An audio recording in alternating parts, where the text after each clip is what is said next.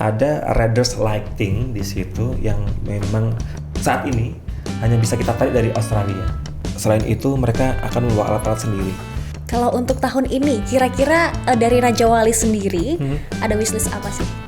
Hai Tribuners, apa kabar? Balik lagi nih dalam podcast Tribunnews. Dan kali ini Sarah nggak sendirian dong. Kita sudah ada bintang tamu spesial di balik konser Dream Theater. Kita langsung saja sapa, ada Direktur Raja Wali Indonesia, Mas Taufik Rahaja.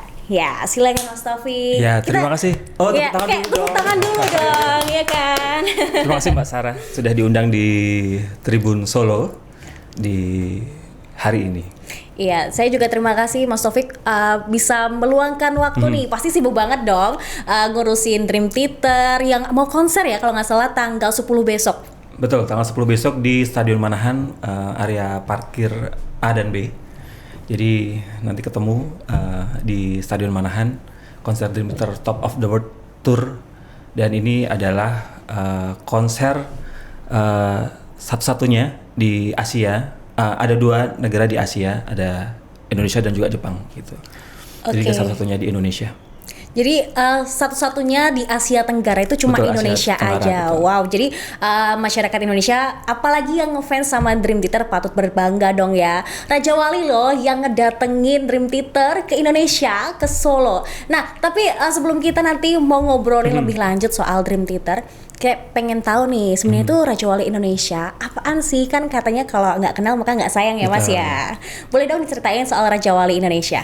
Ya, Raja Wali Indonesia sendiri adalah promotor musik, berangkat dari Yogyakarta. Selain itu kita juga event consultant gitu ya, dan event management. Ada 5 festival musik besar di Indonesia yang kita bidani. Ada Prambanan Jazz, ada Jogja Rokarta Festival, ada Batik Musik Festival, ada Mocosi Festival. Kemudian ada satu lagi Jogja Rokarta gitu. Jadi ada 5 festival besar.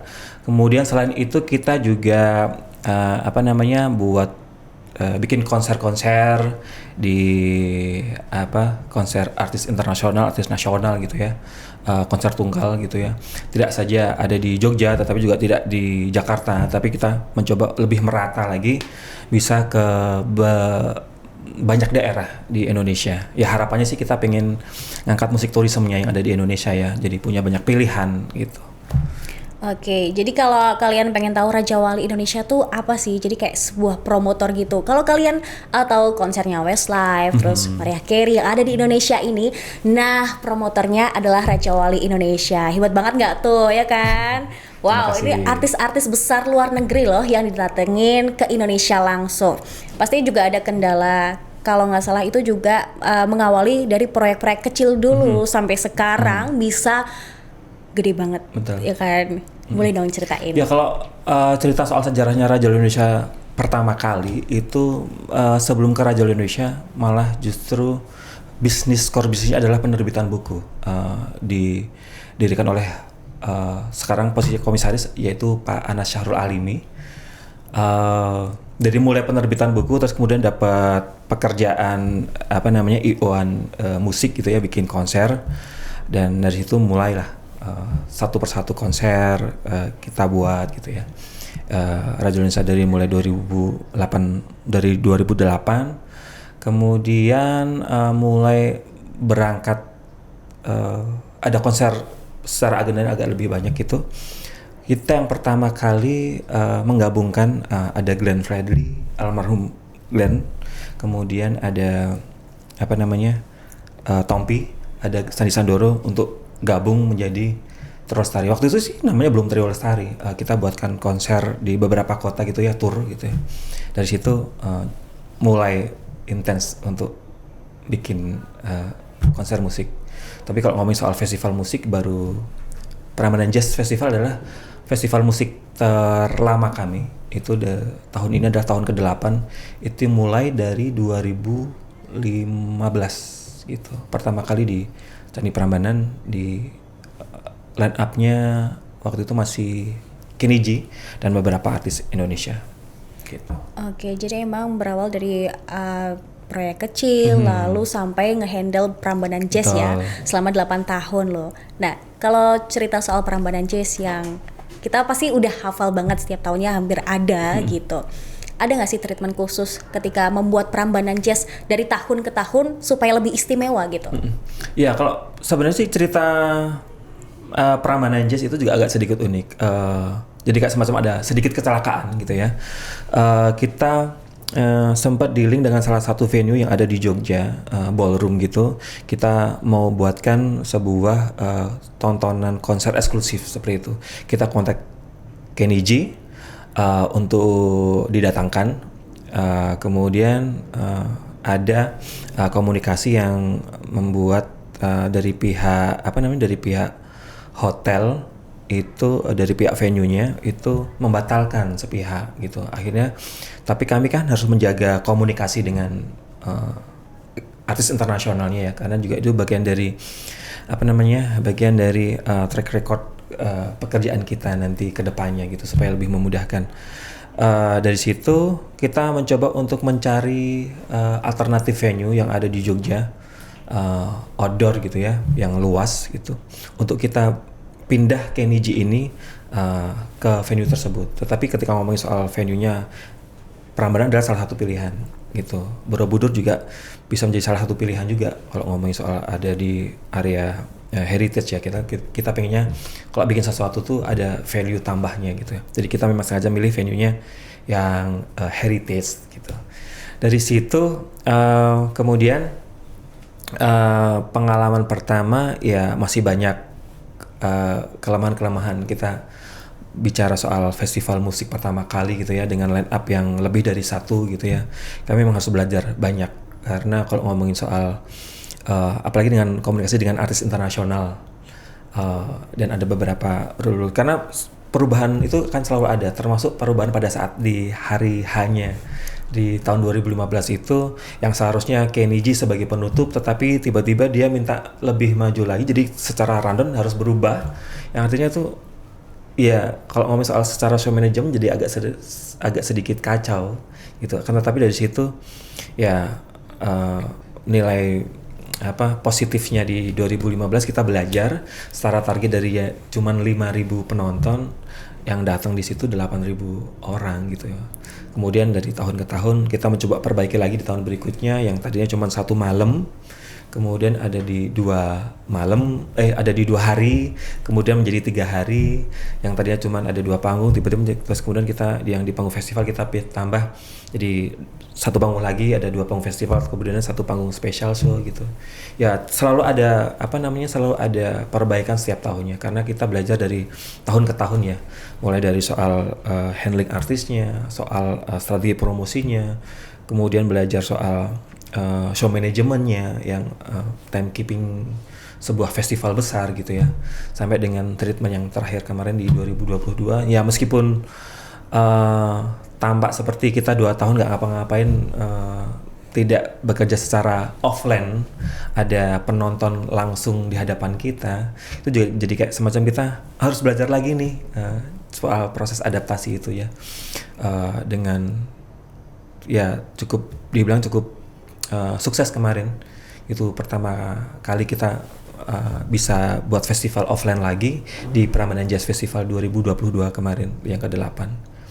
Ya secara target penontonnya melebihi target gitu ya. Dan ya meskipun belum bisa kapasitasnya secara normal, masih social distancingnya, awalnya kita announce-nya masih dengan kebijakan yang social distancing, protokol kesehatan yang sangat ketat gitu ya. Tapi kan secara perkembangannya kan kita juga melalui banyak bulan untuk melakukan promosi dan macam-macam, dan kebijakan pun juga mulai berubah lagi. Jadi secara strategi promo yang di awal adalah jualan tiketnya dengan kursi, ya mau nggak mau kan kita juga harus konsisten dengan itu, harusnya tetap dengan kursi. Ya sebenarnya sih kalau secara impian cita-cita yang pengennya kalau festival musik ya berbaur gitu ya, standing, berdiri gitu. Karena lebih terasa vibes-nya, lebih seru. Betul, juga kan. Karena juga orang lama tidak ke Prambanan dalam rangka festival musik gitu ya, dan sudah ada bisa konser offline lagi, ya akhirnya sementara itu diredam dulu keinginan itu. Semoga nanti di 2023 sudah bisa normal lagi gitu. Tapi kemarin sudah cukup seru dan target penontonnya juga kita nggak nyangka juga banyak yang datang di sana.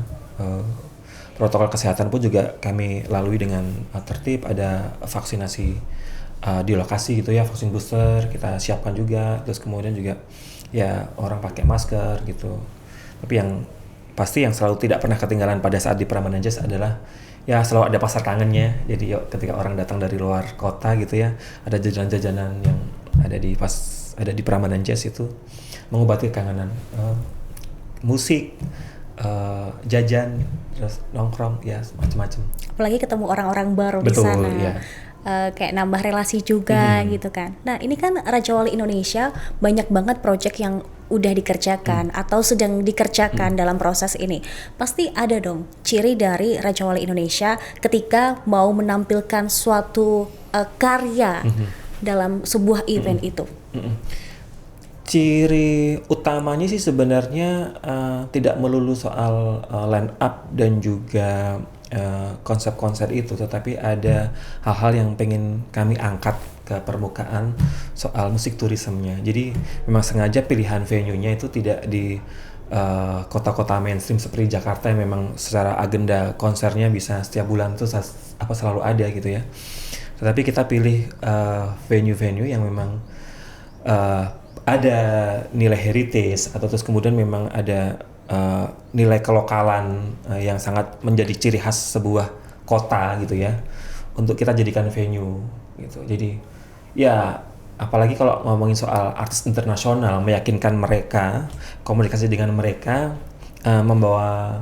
membawa konser mereka ke sebuah kota yang sebelumnya belum pernah ada konser internasional sama sekali, itu cukup cukup effort dalam arti, tetapi juga bukan perkara ya gampang-gampang, susah sih sebenarnya selama sarana prasarananya kamu bisa menyiapkan, kita sebagai promotor bisa menyiapkan, ya mereka pasti ya oke gitu ya. Jarak antara antara bandara ke venue, terus kemudian venue ke hotel gitu-gitu, hotel bintang berapa di sana ready dan sebagainya gitu tuh. Ya kita perlu sampaikan itu ke semuanya, kita sampaikan itu semua ke artis gitu, dan mereka oke, ya tinggal kita atur deposit pemberian dibukanya, log tanggal dan sebagainya gitu, jadwal strategi promosi bagaimana, mau announce kapan gitu, ya sudah rilis gitu. Oke, ini kan Raja Wali Indonesia tadi sempat ngomong soal selain konsep konsernya, tanggalnya, tapi juga menginformasikan tentang bisa dikatakan hal-hal yang rinci tapi nggak bisa dianggap sepele. Akses, deket mana, tapi itu juga nilai plusnya di announce juga kepada para penonton atau fans-fans yang mau nonton ke konser. Jadi kalau misalkan kalian besok itu ada konser Dream Theater, Raja Wali juga sudah menginformasikan cara mengaksesnya ke venue seperti Betul. apa gitu. Jadi kayak mungkin terlihatnya cuma mendatangkan saja, tapi ternyata nggak semudah itu gitu ya. Iya, betul. Jadi kan ya apalagi ketika kita melakukan komunikasi dengan agensi artis internasional ya, hal yang detail itu menjadi pertimbangan mereka, karena ada offering sheet, jadi kayak semacam lembar penawaran ketika kita mau bidding artis internasional seperti itu, pasti ada ada beberapa hal yang mereka pengen tahu. Pernah bekerja sama dengan agensi artis internasional siapa saja, apa nama agensi artisnya, siapa nama kontak personnya disebut di situ. Kemudian juga pernah mengundang artis internasional siapa saja gitu. Ada ya, dulu pas di awal-awal kita mengundang Kenny G, ya agak susah, apalagi terus kemudian venue-nya ada di outdoor. Pertimbangan outdoor itu bagi artis internasional kan bagaimana mengamankan ketika nanti cuacanya tidak mendukung gitu-gitu loh. Jadi soal sebelum perform kan mereka pasti juga akan ada sound check ya, alat-alat mereka kena panas langsung gitu juga bagaimana gitu-gitu. Tapi begitu dari kita pernah melakukan sekali pecah telur mengundang artis internasional di outdoor, berikutnya jadi lebih mudah, dalam arti bukan kita yang menawarkan, justru kadang-kadang ada beberapa artis yang pengen tampil ada di situ sama seperti si itu gitu juga ada gitu. Jadi ya beberapa kali kita sempat melakukan negosiasi dengan artis internasional ketika membawa tur. Secara konsep turnya misal harus ada LED stage di belakang di belakang panggung gitu.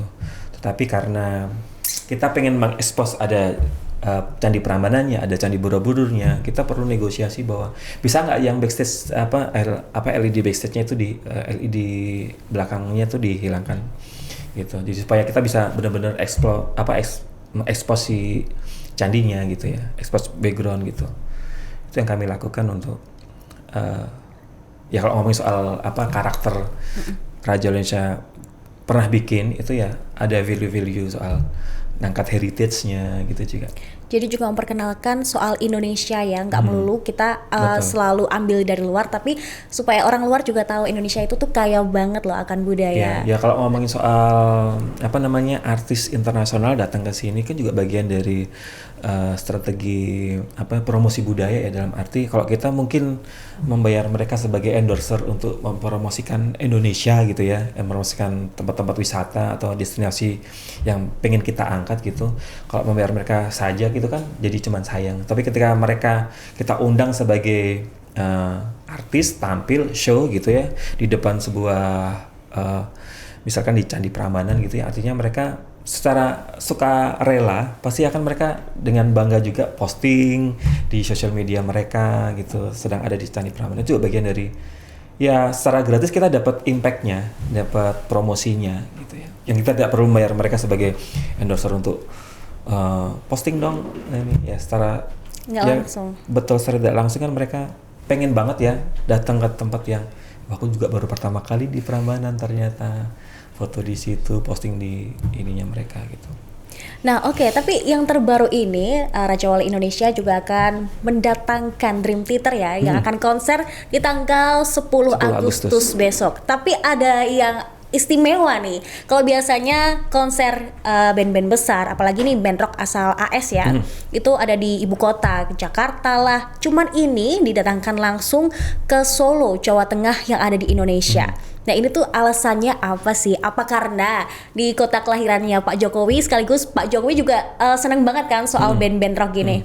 Ya sebenarnya sih kalau ngomongin soal konser Dream Theater di tahun 2022 ini adalah ya bisa dibilang adalah postpone konser Dream Theater yang kita pengen bikin di tahun 2020 gitu. Tapi waktu itu 2020 kena badai pandemi, kemudian kami harus postpone. Menunggu postpone-nya itu memang cukup waktu yang lama. Jadi selama 2 tahun terakhir saya mencoba untuk komunikasi intens dengan mereka untuk dapetin jadwal, tapi juga nggak pernah ada jadwal yang melipir-melipir ke Asia gitu ya. Nggak ada, dari Australia pun juga belum yang ini. Tetapi ya barengan sama yang album kali ini mereka mau nih gitu. Jadi justru malah sebelum berangkat ke Jepang mereka mampir ke Indonesia dulu, baru terus kemudian nanti ke Jepang gitu. Kalau ngomongin soal pilihannya kenapa ada di Solo, sebenarnya ya ada obrolan santai sebelum ini ya. Jadi sebelum pilihan ada di Solo dan sebelum Mas Wali Kota sebagai Wali Kota gitu. Oke, Mas Gibran sebagai Wali Kota Solo ya. Wali Kota Solo gitu ya. Kan pengen ada jadi semacam musik tourism. Tadi balik lagi soal musik tourism gitu yang pengen kita angkat gitu ya. Dream Theater di 2017 juga pernah kita buat di Kridosono pada waktu Jogja Rokarta Festival. Kemudian kita pengen bikin sesuatu yang nggak narik yang dari tadi yang postpone dari Jakarta, memang bisa sempat ditawarin ke Mas Gibran, mau nggak Mas ini mampir ke Solo gitu. Itu tadi yang sempat saya cerita di awal soal perlu meyakinkan agensi artis internasional untuk mereka mau berangkat ke sebuah kota untuk mereka bikin konser turnya di sana gitu. Itu tadi soal uniknya, bukan unik ya. Cerita serunya adalah kita tuh agak cukup waktu lama untuk menentukan rute penerbangan mereka untuk berangkat ke Solo. Yang tadinya dari pihak mereka tuh mencoba untuk mencarikan rute penerbangan ke Solo tuh lewat apa saja, apakah lewat Solo bisa, lewat Jogja apakah bisa dan sebagainya. Akhirnya terus kemudian pilihannya mereka turun di Jakarta, kita siapin sleeper bus dari Jakarta ke Solo, dan kami juga kasih estimasi waktu kira-kira kalau sleeper bus itu berapa lama gitu, dan mereka oke dengan itu. Ya sudah, akhirnya confirm mau tampil. Ya kita dapatnya tanggal, kenapa juga nggak di weekend, kenapa bikin konsernya di tengah weekdays gitu ya, karena daripada tidak sama sekali juga. Dan akhirnya terus kemudian ya sudah, ini kan kami menjawab fansnya Dream Theater yang sudah nunggu lama 2 tahun, yang mereka sabar tidak melakukan refund tiket mereka, dan mereka juga bisa nonton lagi di konser 2022 ini. Nah oke, jadi kan ini kali kedua Raja Wali Indonesia mendatangkan Dream Theater ya. Kalau dulu di tahun 2017, apa nih bedanya Mas di tahun 2017 dan juga di tahun ini gitu?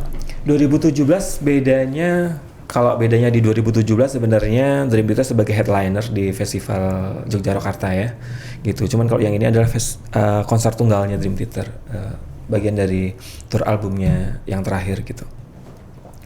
Yang bedanya lagi di 2017 mungkin akan banyak sekali dramanya, karena sebenarnya sih kalau ngomongin soal cerita 2017 Dream Theater itu adalah cerita, iya, buat kami yang bekerja di Raja Wali Indonesia itu jadi bagian dari cerita seru, pengalaman seru gitu ya. Karena awalnya itu Dream Theater kita mau set festivalnya itu ada di Candi Prambanan. Cuman karena ya kalau kita ngomongin soal Candi Prambanan gitu ya, pasti ada banyak bagian-bagian yang memang merasa memiliki, dan apalagi kalau ngomongin soal konser rock di Candi gitu kan, pasti ya pro dan kontranya akan pasti selalu ada gitu. Daripada terus kemudian pro dan kontranya berlarut-larut dan terlalu lama gitu ya. Dan apalagi ini juga sudah sempat viral waktu itu di sosial media. Pilihan terbaik adalah ya sudah, kita memindah di H-2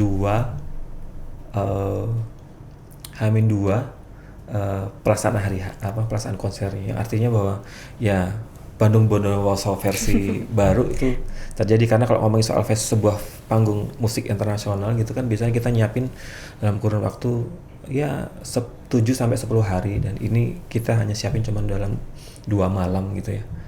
Ya itu pekerjaan yang luar biasa. Jadi dramanya itu drama-drama yang memang kadang-kadang komunikasi kita dengan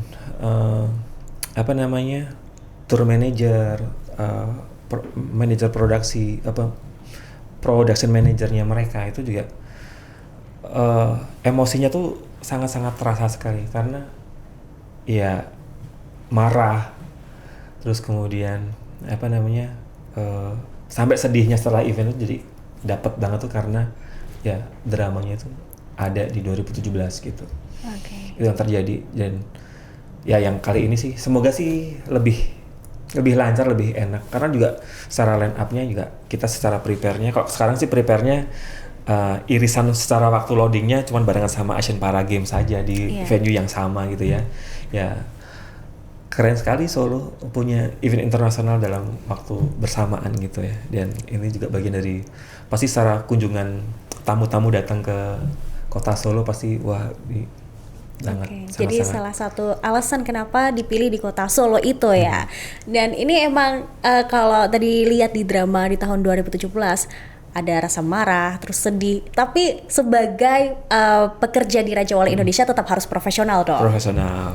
Jadi segala hal yang namanya, kan kalau ngomongin soal artis internasional kan pasti ada riders yang harus kami penuhi. Betul. Dan selama riders itu bisa kami penuhi dan mereka bisa perform secara maksimal gitu ya, itu adalah apresiasi yang luar biasa buat ya dari sisi artisnya juga, iya dari sisi kami sebagai promotor juga. Puncak kebanggaannya ada di situ gitu ya, kita bisa memberikan sajian yang sangat berkesan, meninggalkan kesan yang sangat baik, dan mereka pun juga ya ada hal-hal yang memang bisa, meskipun melalui drama itu, tetapi ketika respon penontonnya bagus, crowd-nya banyak. Terus kemudian mereka juga sempat melakukan apa namanya ya? Waktu itu mengkomposisi ulang gundul-gundul pacul yang ditampilkan di salah satu setlistnya mereka gitu ya. Ya itu juga kejutan yang luar biasa bagi kita ya sebagai orang Indonesia, dan mereka ternyata mengulik sejauh itu juga ternyata tentang Indonesia tentang Indonesia, supaya merasa lebih dekat dengan fans yang ada di Indonesia gitu. Itu cara mereka ya. Nggak tahu nanti kalau pas di Solo mereka bikin kejutan apa lagi, ya kita tunggu gitu. Kita tunggu ya, di tanggal 10 besok akan ada kejutan apa nih dari Dream Theaters. Karena tadi sempat spill juga ini konser 2 tahun tertunda gara-gara pandemi. Ya kan. Lalu ketika akhirnya ditentukan tanggal Dream Theater untuk konser di Solo Indonesia di tanggal 10 besok, gimana respon para ya mungkin yang sudah beli tiket, yang sampai nggak refund juga? Antusiasmenya seperti apa sih? Antusiasme sih tentu saja mereka sangat senang sekali ya. Ya meskipun secara waktu ada beberapa yang memang memilih untuk tetap mempertahankan tiket mereka, tetapi juga ada yang memilih untuk refund karena mungkin secara jadwal juga tidak bisa punya kesempatan gitu. Respon mereka positif, mereka sangat senang sekali, dan akhirnya setelah menunggu 2 tahun yang jadi kayak semacam harap-harap cemas jadi atau enggaknya, kalau enggak nanti bagaimana kejelasannya gitu.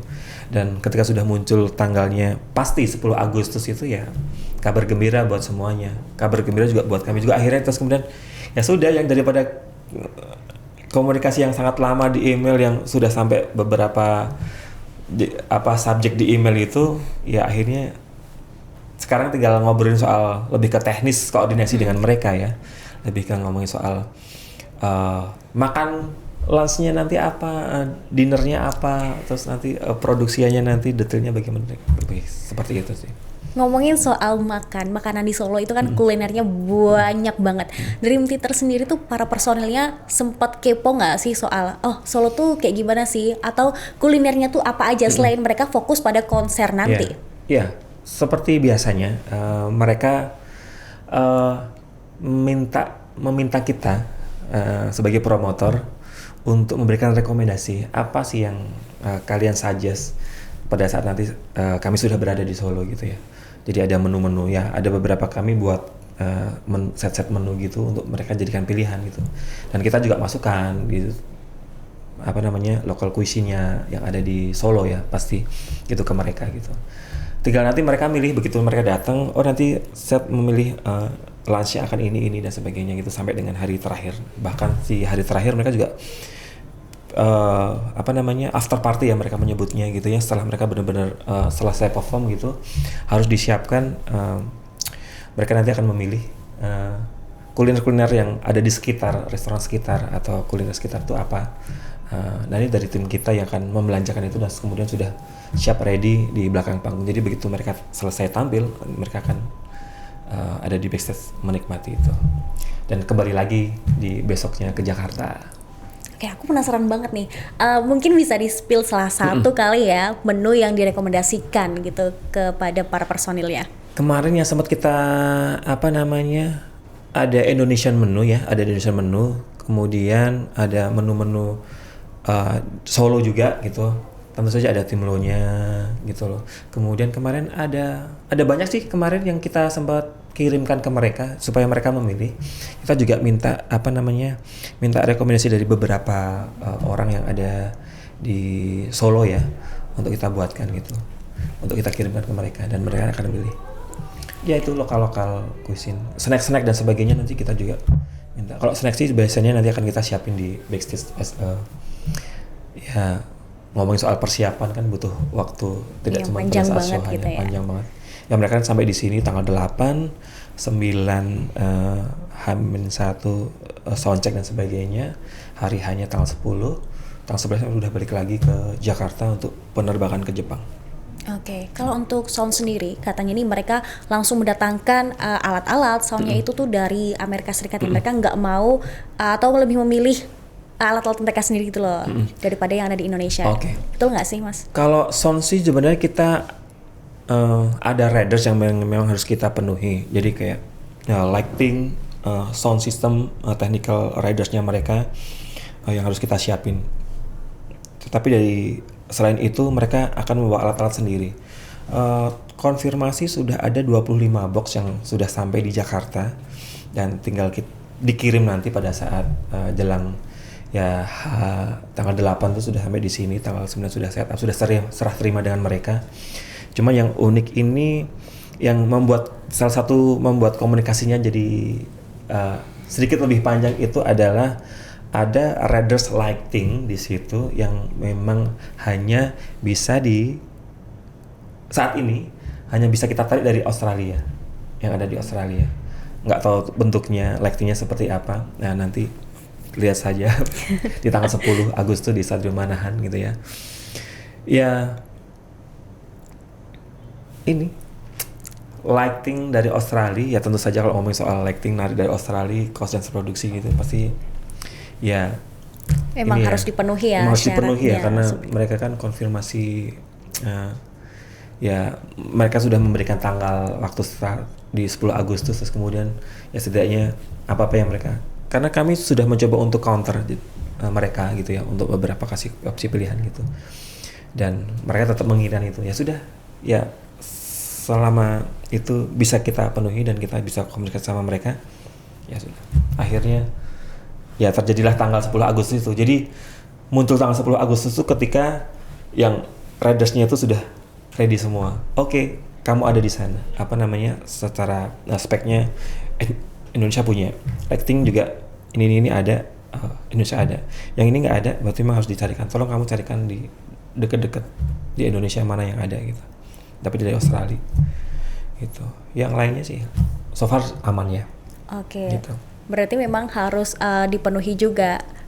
Ketika lightingnya itu sudah ready, maka terbitlah tanggal di 10 Agustus iya, itu betul. Ya. Berarti mungkin bisa ditarik kesimpulan lightingnya ini yang ditunggu-tunggu juga gitu, yang terpenting ya. Lighting yang ditunggu, ya mungkin bisa jadi lighting itu juga akan menjadi bagian dari performance mereka ya. Selain ada beberapa technical riders, materi LED yang ada di belakang, nanti seperti apa mereka sudah kirimkan materinya untuk dilihat di preview, kemudian juga secara spek LED-nya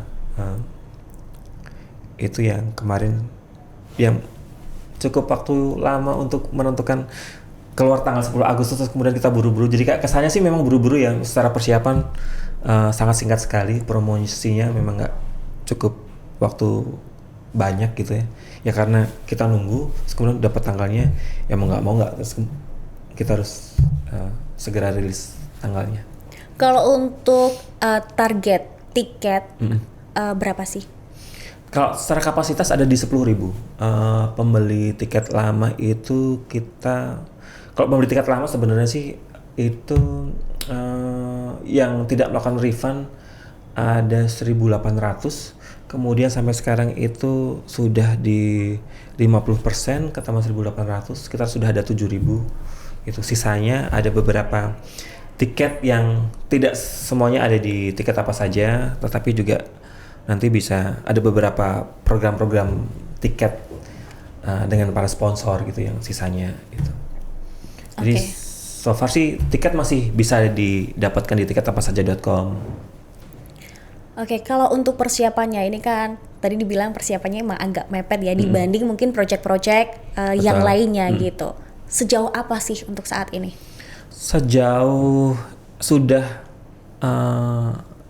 kalau secara persiapan karena kita memang barang-barang belum ada di sana semua ya, belum ada di venue gitu ya.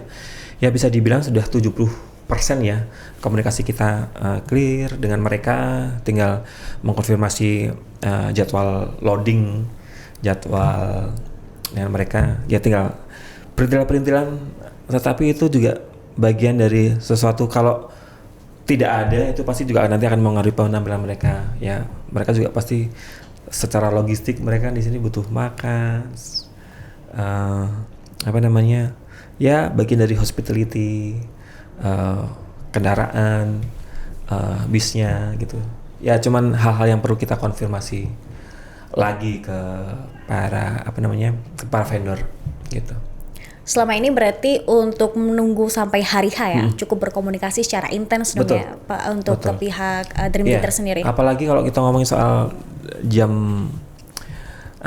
jam efektifnya gitu ya, kan kebalikan dengan kita ya. Jadi saya otomatis mungkin kalau agak punya lingkar hitam di mata mungkin karena memang sering begadang, karena di saya mencoba komunikasi dengan mereka itu mulai dari jam 8 malam sampai dengan jam 6 pagi. Itu adalah waktu efektif mereka. Ketika saya kirimkan email pasti akan dibalas sama mereka.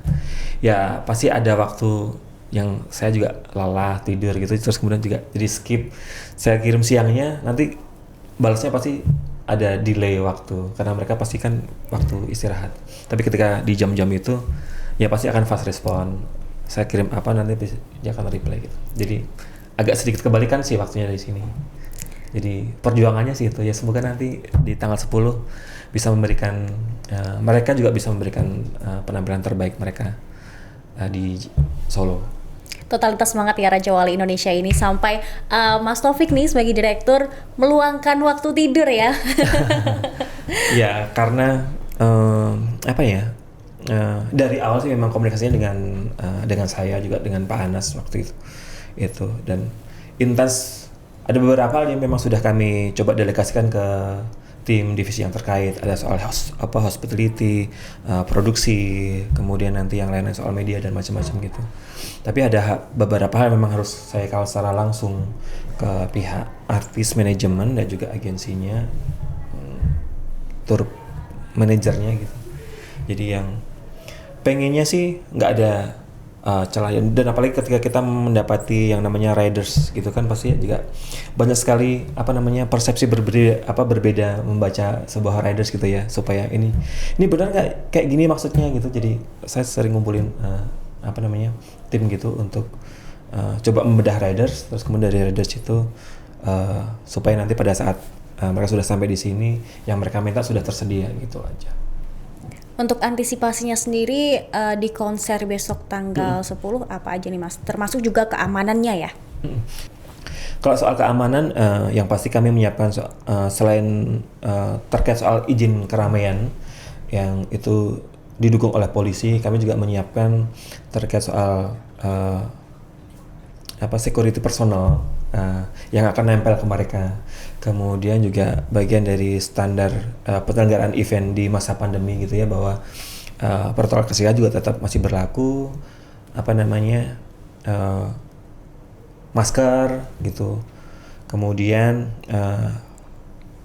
juga bagian dari, kalau kita ngomong soal event juga bisa menjadi bagian dari campaign vaksinasi gitu ya. Jadi kami juga tetap menyiapkan vaksinasi di lokasi gitu. Bagi yang memang belum vaksin kedua, mau vaksin booster di sana juga bisa disiapin gitu juga. Ya kadang-kadang juga orang bisa vaksin gitu ya, mumpung karena ada kesempatan, ada di situ dekat, terus kemudian kami sudah siapkan di sana bekerja sama dengan dinas terkait yang ada di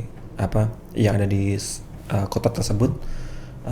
Jadi kayak semacam harapannya sih nanti semakin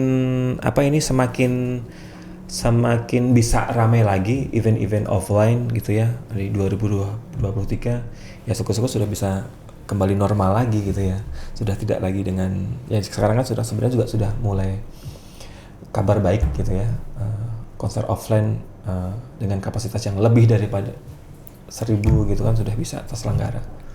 Itu juga buat kabar baik bagi kami sebagai pelaku event ya. Dan ini juga dirasakan banget buat promotor-promotor yang ada di Jakarta, di daerah-daerah juga ya. Berarti ketika kemarin pandemi lagi naik-naik banget COVID-nya, apa nih imbasnya langsung ke para promotor terkait imbas psikologis, materi.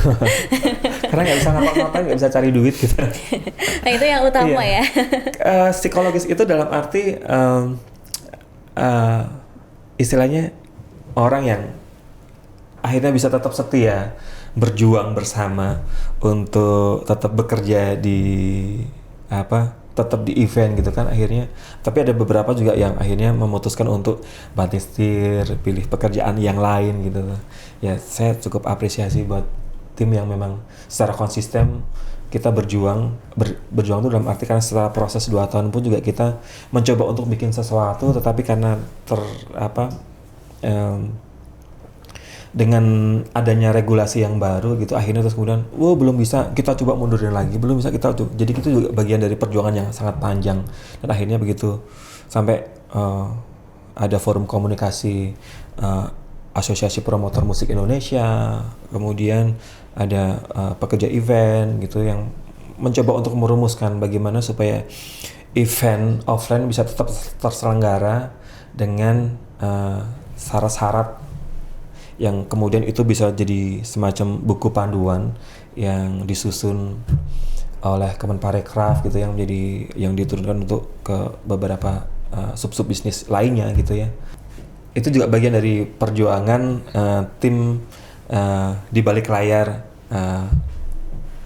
promotor musik, event organizer, dan lain-lain gitu. Terus kemudian merumuskan sebuah panduan yang itu bisa dipakai untuk penyelenggaraan sebuah event gitu ya. Jadi standar event sekarang yang bisa bisa diberikan rekomendasi untuk terselenggara yang memenuhi syarat-syarat yang sesuai dengan panduan itu gitu.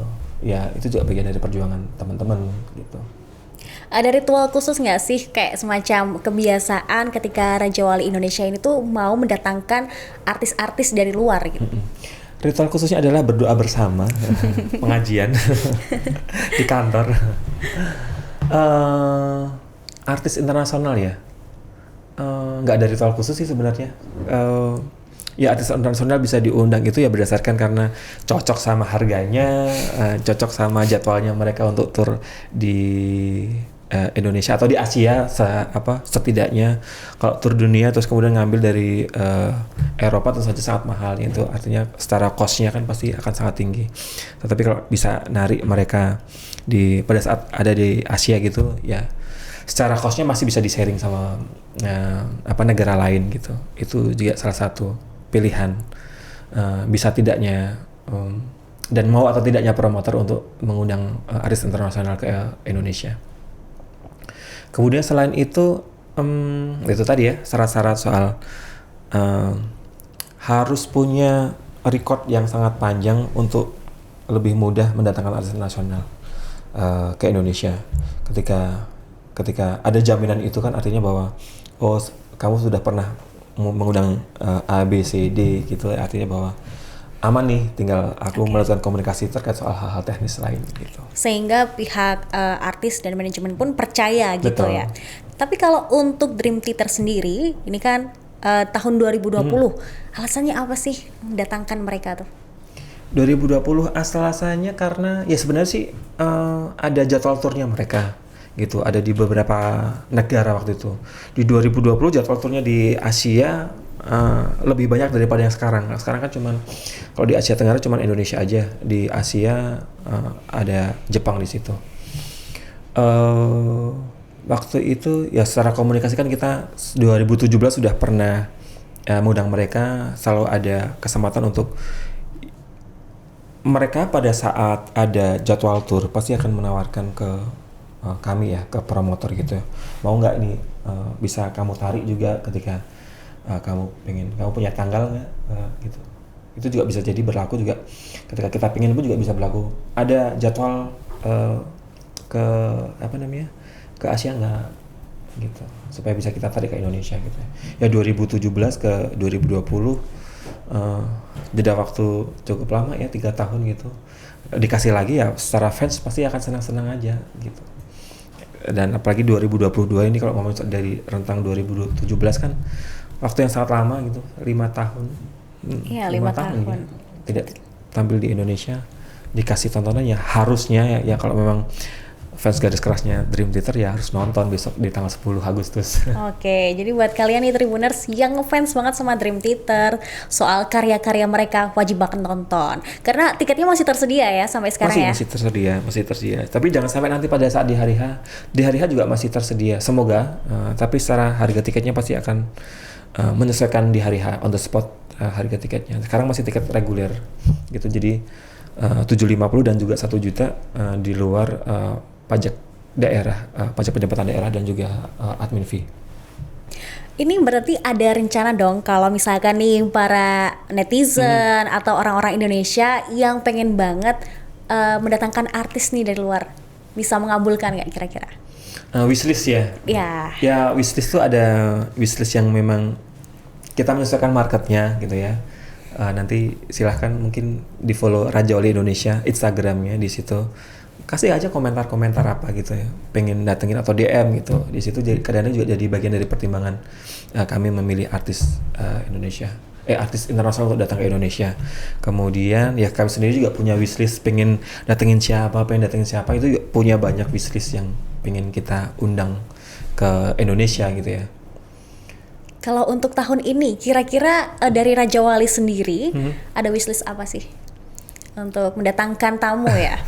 Boleh dong ya kan, dibocorin sedikit gitu. Yang sudah pasti, yang sudah confirm adalah Westlife. Kalau artis internasional, kalau belum confirm kami nggak berani announce gitu, karena kan ada tanggung jawab yang harus kami jaga dengan mereka gitu ya. Tapi ada beberapa yang sedang tahap komunikasi gitu ya. Tahun depan juga kita sudah ada agenda juga gitu di festival-festival kita. Semoga festivalnya sudah mulai jalan, tidak cuma Prambanan. Tahun kemarin Prambanan Jazz, tahun ini ada Prambanan Jazz juga Yogyakarta, teman Yogyakarta, Prambanan Jazz dan juga Yogyakarta, artis Indonesia semua. Semoga tahun depan kita sudah punya artis internasional untuk didatangin. Yang tahun ini artis internasionalnya itu tadi ya Westlife. Yang lain lagi masih nunggu. Oke, kita tunggu nih. Apalagi kejutan update-nya dari Raja Wali Indonesia. Karena artis-artisnya siapa sih yang nggak tahu gitu track recordnya ya kan. Nah, untuk harapan di konser besok Agustus apa nih? Harapannya besok di konser Agustus,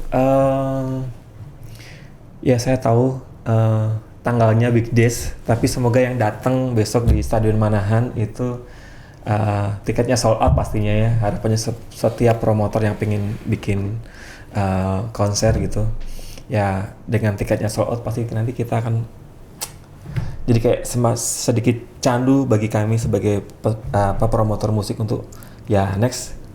Oke nih Solo salah satu alternatif venue untuk konser internasional kita bisa bawa ke Solo gitu ya.